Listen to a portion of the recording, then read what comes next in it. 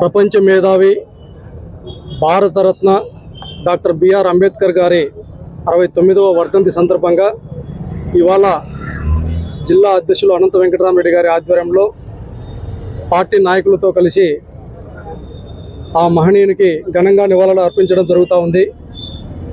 మనకందరికీ తెలిసినటువంటి విషయమే, కూటమి ప్రభుత్వం ఏర్పాటు అయినప్పటి నుంచి కూడా ఏర్పాటు కావటానికి భారత రాజ్యాంగం ద్వారా అధికారంలోకి వచ్చి పరిపాలన మాత్రం రెడ్ బుక్ రాజ్యాంగం ద్వారా చేస్తుండటం ఈ ప్రజాస్వామ్య వ్యవస్థకే తూట్లు పొడిచినటువంటి సందర్భంగా ఈ రాష్ట్ర ప్రజానీకమంతా ఆలోచనలో పడ్డారు.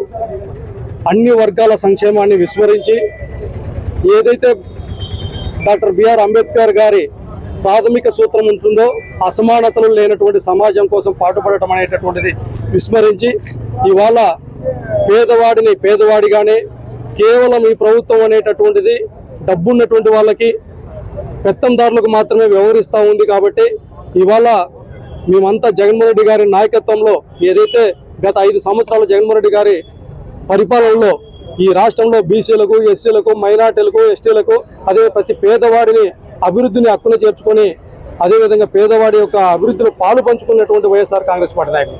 అందుకే ఇవాళ చెప్తా ఉన్నాం, ఏదైతే ప్రజాస్వామ్యాన్ని కాపాడుకోవాల్సినటువంటి బాధ్యత మనందరిపైన ఉందని తెలియజేస్తూ ఈ సమాజంలో ఉన్నటువంటి వెనుకబడినటువంటి అభివృద్ధి కోసం కేవలం జగన్మోహన్ రెడ్డి గారి వలన మాత్రమే సాధ్యమవుతుంది.